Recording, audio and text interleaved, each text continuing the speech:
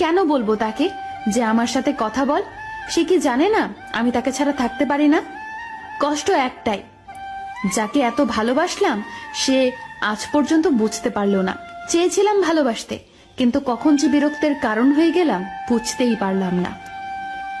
কেউ একজন আমাকে কথা দিয়েছিল কোনোদিনও আমাকে ছেড়ে যাবে না, কিন্তু শুধু কথাটাই রয়ে গেছে, আর সেই মানুষটা কোথায় যেন হারিয়ে গেছে।